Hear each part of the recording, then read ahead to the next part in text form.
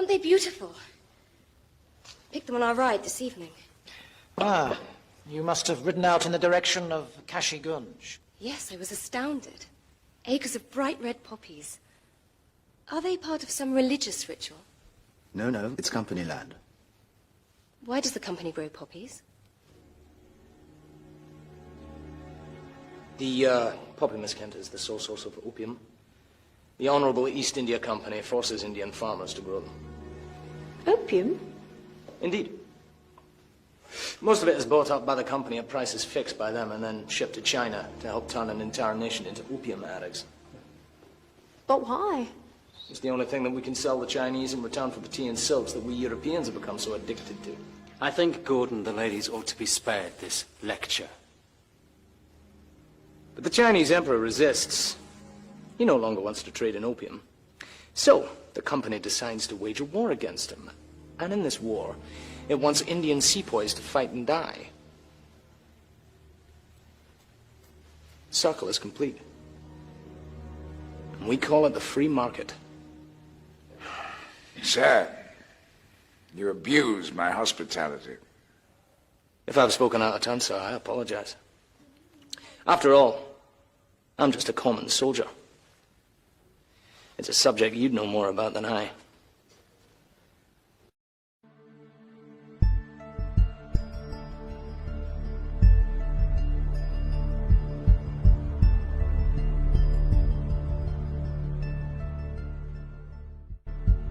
The modern globalist crime syndicate and the financial oligarchy that operates and controls the illegal drug trade has its origins in the early 18th century via the British East India Company, or BEIC, one of the most evil entities to have ever left its mark on the world.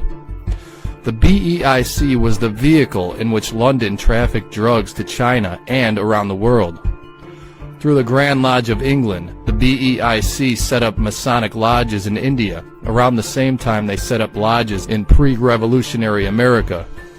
The first Masonic lodge in India, created in the year 1729, was in fact called Lodge East India Arms No. 72 and carried the BEIC coat of arms.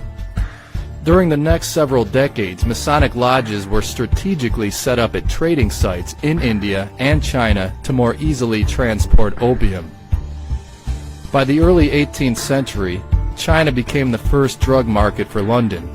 The Chinese emperor, outraged that his population became doped-up buffoons after decades of opium addiction, attempted to eliminate the opium trade altogether, at first issuing out edicts and prohibitions, then even penalties of death by strangulation.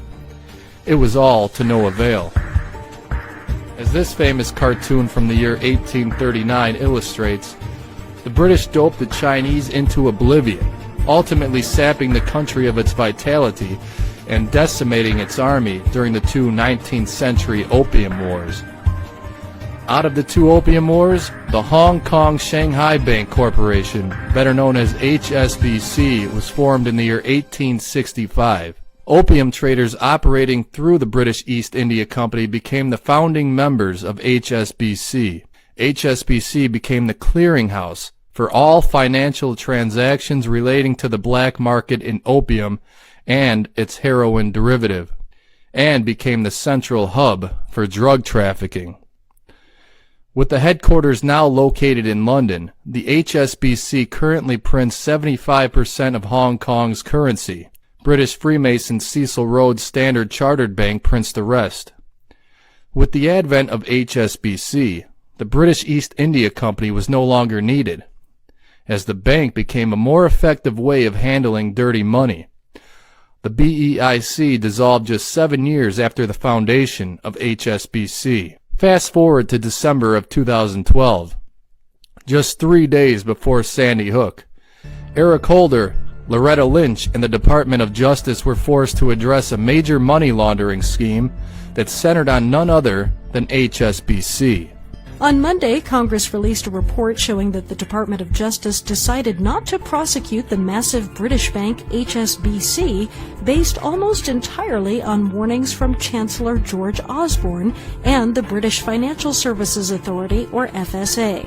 The report included letters and emails from the UK financial heavyweights saying that a global disaster would result if the financial giant was prosecuted. The Department of Justice took notice of their claims, and Eric Holder, urged by the Treasury Secretary and Fed Chair, withdrew the department's lawsuit. However, Congress said that Holder misled Congress about why the lawsuit was withdrawn, and that there was more than enough evidence to prosecute the bank for allowing criminals and terrorists to launder money through the bank. Through the Swiss leaks, HSBC was caught laundering money to Mexican drug cartels and terrorist groups. Terrorist groups, mind you, that were in fact created by Western intelligence, such as Hamas, ISIS, and Al-Qaeda. The Western world's continuation of spreading bloody democracies and coups d'etats throughout the world hinges on the existence of terrorist groups who antagonize existing governments, hence the need for a first world savior. HSBC ensures that the sinister agenda proceeds. As Shelley Casley from Great Game India points out, for years when banks have been caught laundering drug money, they have claimed that they did not know, that they were but victims of sneaky drug dealers and a few corrupt employees. Nothing could be further from the truth. The truth is, a considerable portion of the global banking system is explicitly dedicated to handling the enormous volume of cash produced daily by dope traffickers. Contrary to popular opinion, it is not demand from the world's population which creates the mind-destroying drug trade. Rather, it is the world financial oligarchy looking for massive profits and the destruction of the minds of the population it is determined to dominate, which organize the drug trade. The case of HSBC Bank underscores that point. Serving as the central bank of this global apparatus is HSBC Bank. HSBC admitted their guilt of laundering money to cartels and terrorists, yet for such a malicious crime, HSBC was issued a mere slap on the wrist, and outrageously, no one was ever prosecuted. They consider themselves untouchable. The following is the hidden history of how Freemasonry helped establish the global drug trade and the financial oligarchy that controls it to this day.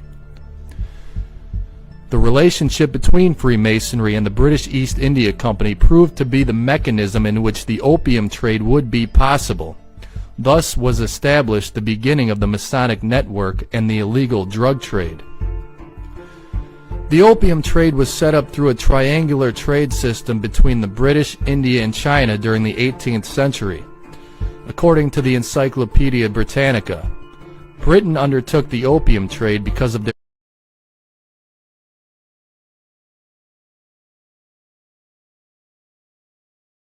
chronic trade imbalance with China. There was a tremendous demand in Europe for Chinese tea and silks, but there was correspondingly little demand in China for Europe's manufactured goods and other trade items. The opium trade, which created a steady demand among Chinese addicts imported by the West, solved this chronic trade imbalance. In India, farmers produced the largest opium crop in the world. There were three main British stations for trade in India: Bengal, Madras, and Bombay. At least one Masonic lodge was strategically positioned at each site. Lodge number 222 was established in Bengal in 1740. A Madras lodge was established in 1752, as was the Provincial Grand Lodge of Madras. In 1758, lodge number 234 was established in Bombay. From the 18th century to the 19th century, the British Masonic network grew tenfold in India. During the 1750s, the British East India Company took full control over opium growing districts in India. Journalist Simon Deschamps explains, quote, "Masonry became so entrenched in trading that provincial Masonic lodges eventually resorted to bills of exchange as a means to convey the members' fees to the Grand Lodge of England from 1772 onward. Bills of exchange were the traditional means of payment for most trading transactions," unquote. So how did these Masonic networks function? According to Builders of Empire by Jessica Harlan Jacobs, Masons gave out Masonic certificates, which worked much like a foreign passport. Thus, through his certificate, a Mason can effectively travel the Masonic network wherever a lodge exists. Writing in the year 1867 under the auspices of a Grand Masonic Lodge, one Mason arrogantly explains how the Masonic network works. Quote, "Not only do we know no north, no south, no east, and no west, but we know no government save our own. To every government save that of Masonry, and to each and all alike, we are foreigners. And this form of government is neither pontifical, autocratic, monarchical, republican, democratic, nor despotic. It is a government per se, and that government is Masonic. We are a nation of men only bound to each other by Masonic ties as citizens of the world. And that world is the world of Masonry. Brethren to each other all the world over, foreigners to all the world beside." British Masonic lodges were established in India well into the 19th century to further British trading ambitions. Eastern Star Lodge No. 95 was opened in 1802 in the interest of the Honorable East India Company's Navy. As Deschamps continues, soon the Masons in India became adept at channeling information back to the motherland, acting as news dispatchers. Deschamps continues, "The merchants of the East India Company could count on Masonic membership to facilitate their economic and social integration at home and in India, wherever their trading adventures took them." Unquote. Masonically controlled opium trading ventures would extend all the way to pre- and post-revolutionary America.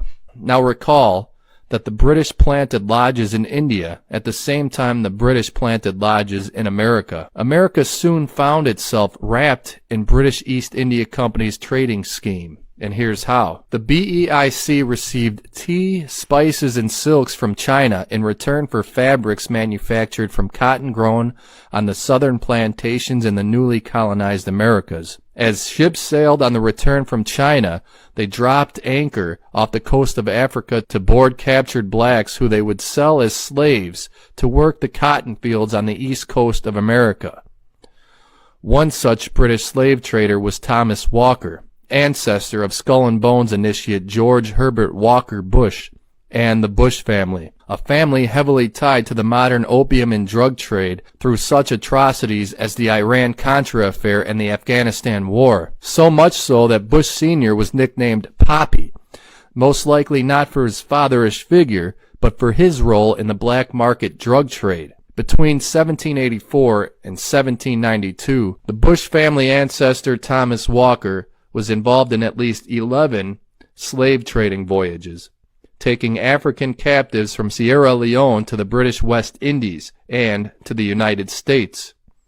In 1797, his own crew finally had enough of his antics and murdered him at sea in a mutiny. From the authors of Dope Inc., quote, "Opium was the final stage in the demand cycle for British finance and slave-produced cotton. Without the final demand of Chinese opium sales, the entire world structure of British trade would have collapsed. It is around the slave production and transport of cotton that Britain gathered allies in the United States into the orbit of the East India Company's opium trade cycle." Unquote. America's first multi-millionaire was a Freemason who got rich smuggling opium. John Jacob Astor was the founder of the New York Astor family dynasty during the Revolutionary era. He was a BEIC stockholder and a pioneer of the opium trade in China. Astor served as the Grand Treasurer of the Masonic Grand Lodge of New York. He was one of the first members of Holland Lodge No. 8 and served as Master of the Lodge in 1788, the same lodge George Washington was affiliated with, as was the famous revolutionary figure, the Marquis de Lafayette. Much later, 33rd degree Mason and former President Franklin Delano Roosevelt would become a member of this lodge. FDR's grandfather, Warren Delano, also became filthy rich smuggling opium into China. Skull and Bones initiate John Forbes Carey's ancestors were traders who also got rich through opium. His mother is a direct descendant of the elitist Clan Forbes, In fact, William Hathaway Forbes was a director at HSBC shortly after it was founded in 1866. It should be noted that 3 members of this Forbes family were head partners of Russell & Company, which was the largest American opium trading company during the 19th century. It also helped create HSBC Bank. The company was headed by Samuel Russell, the first cousin of the founder of Skull and Bones, William Huntington Russell. It's no coincidence that Carey would later become an initiate into Yale's Skull and Bones. Carey's family also has deep roots into Freemasonry through James Forbes, the 16th Lord Forbes, who served as Grand Master of the Grand Lodge of Scotland in the mid-1700s. And the Forbes family has a lineage that extends all the way back to the St. Clair family of Roslyn. As you look out over my shoulder, this is not Holland. This is heroin on the streets of New York, or London, or Los Angeles. These flowering acres are acres of opium poppies, in flower, in bulb, being milked, being harvested. And it's not just one region, it's all regions. Although they may be unable to exploit the vast aquifer of the Helmand or the North, the entire country plants opium. It almost leaves you in awe of how breathtakingly wrong it all is.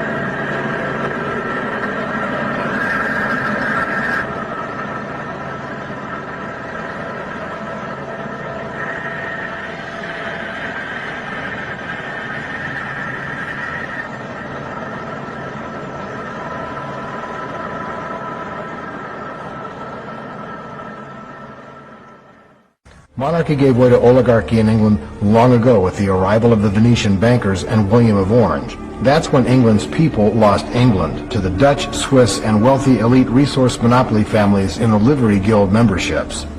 By creating a voting England, a corrupted system of fair play could be promoted among the people so the oligarchy can do pretty much what they want, wrapped in a Union Jack. Let's have another look at this picture. The marriage of William of Orange to Mary II in 1677. First of all, they were first cousins. Second of all, William was 27, Mary was 15. Third, William was an open homosexual. But I guess this is all okay. These are royals. I doubt little William came over in an armada and conquered England. But I bet some old bankers did. I keep coming back to this valley and this crop. This is certainly a descendant of one of the varieties imported from Kew Gardens in England after opium was collected in the wild, brought to Kew, and selectively bred to promote high-yield resinous strains. These were then reintroduced into the Indian Empire, an empire that included the now Golden Triangle Asian production and the Pakistan-Afghanistan Western Golden Crescent. In fact, all drug routes were and are still co-located in former colonial holdings, exploited by the Livery Guild companies of the City of London and the Crown of England. Although the financial arrangement has changed somewhat, this business is still conducted for the benefit of the guilds that now handle the former holdings of the former Honorable East India Company. Only the names have been changed to protect the guilty.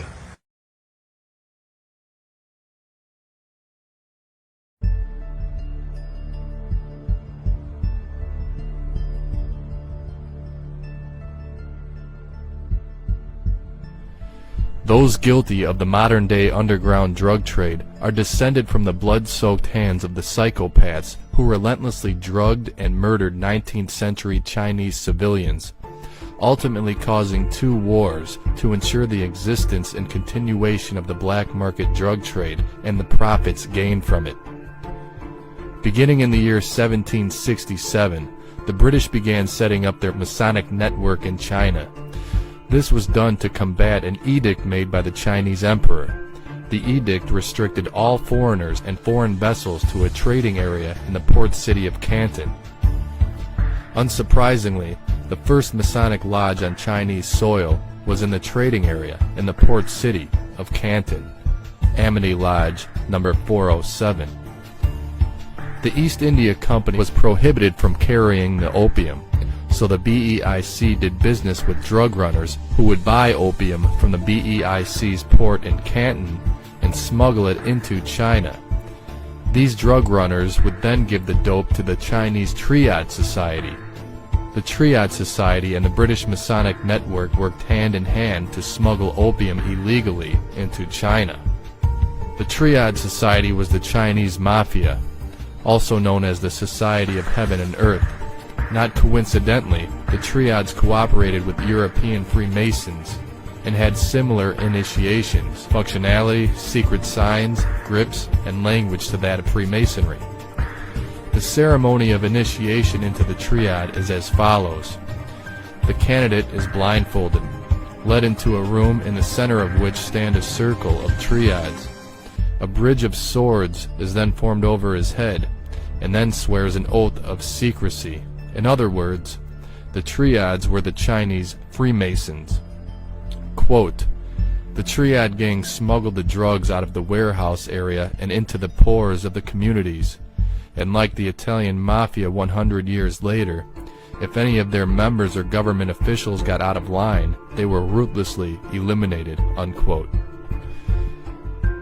During the 19th century, the Chinese emperor had enough of the opium traffic to the point he confiscated and burned 20,000 chests of opium in the year 1830. The only way now for London to profit off of opium was to win the right through war. According to author John Daniel, quote, in preparation for the war, the BEIC opened in 1839 its first Masonic lodge at Basra, present-day southern Iraq, to function as a center for Great Britain's intelligence operations under the guise of pan-Islamism. Over the next 3 decades, intelligence lodges were established at every port where the BEIC landed. These British Masonic outposts served to control the movement of drug traffic to the west, unquote. The first Opium War started in the year 1839 and the second in 1856. Both were under the command of High Freemason Lord Palmerston. Lord Palmerston was considered at the time to be the High Patriarch of Freemasonry, mainly for his interactions with a multitude of underground revolutionary secret societies. From the authors of Dope Inc., quote, Palmerston's irregulars employed in illegal dope trafficking, assassinations, and fifth-column subversions against the United States in the period before and during the Civil War are the linear ancestors of what is now called organized crime. The Chinese Triads, the Order of Zion, and its American spin-off, the B'nai B'rith, Young Italy, whose Sicilian law enforcement arm became known as the Mafia, the Jesuit order based in decaying Habsburg Austria, Mikhail Bakunin's bomb-throwing anarchist gangs, and nearly every other inhabitant of Britain's political netherworld followed a chain of command that led through the Scottish Rite of Freemasonry directly to Lord Palmerston and his successors, unquote. A mere 10,000 Briton troops decimated 350 million Chinese. As one drug trafficker famously remarked, quote, as long as this country maintains its drug traffic, there is not the slightest possibility that it will ever become a military threat, unquote. The conclusion of the First Opium War forced China to repay Britain for the confiscated opium stockpiles by the Chinese emperor, and territorial sovereignty was given to the British Crown over several designated offshore islands, including control over Hong Kong. Following the First Opium War, Masonic lodges in China grew exponentially. Royal Sussex Lodge No. 735 was warranted in Canton in 1844. The Grand Lodge of England then established lodges in southern China at Amoy, Canton, Foochow, Swatow, and 5 at Hong Kong. Hong Kong, till this day, through HSBC Bank, is the capital of Britain's drug-running operations. By 1860, the British won both opium wars, thus opening up all of China to the opium trade. John Daniel continues. The British East India Company turned over to the Triads the shipping of drugs into China and went into legitimate business by incorporating merchant banks and trading companies on the island of Hong Kong and the port of Shanghai under the corporate name of Hong Kong and Shanghai Corporation. banking became the primary source of legitimate revenue for the Masonic oligarchy, revenue that was generated by the financing of poppy farmers, drug manufacturers, and the laundering of dirty drug money deposited by the triads. The listed founder of HSBC is one Sir Thomas Sutherland, a knighted British Parliament member and member of the British Order of St. John of Jerusalem. In a Masonic publication published in the year 1896, under the special sanction of the Prince of Wales, who was the Grand Master of England at the time, Sir Thomas Sutherland is listed as a Brother Mason. As a result of the banking establishment, the BEIC dissolved in the year 1873. In 1898, a 99-year lease was given to the British for the outright control of Hong Kong. The lease ended in July of 1997. Hong Kong believes it's free from the British Masonic reign. However, HSBC and Standard Chartered Bank remains to this day printing all of Hong Kong's currency. Thus, control still remains in the hands of London. The opium trade never ceased. The poppies of India were later transported to two main areas, one in the Golden Triangle in Southeast Asia where the CIA fought a drug war known as Vietnam, the other in Afghanistan, where the U.S. took full control of the opium fields in 2001 after the invasion. Located at the base of HSBC Bank in Hong Kong is a gigantic Masonic Scottish Rite temple, the Zetland Hall, named after British Parliament Freemason the 2nd Earl of Zetland. At street level you can clearly see HSBC Bank directly behind the lodge. Zetland Hall was originally constructed the same year HSBC came into existence in the year 1865. It is the unseen mechanism that brought HSBC into existence in the first place, and the hidden hand behind the modern black market drug trade.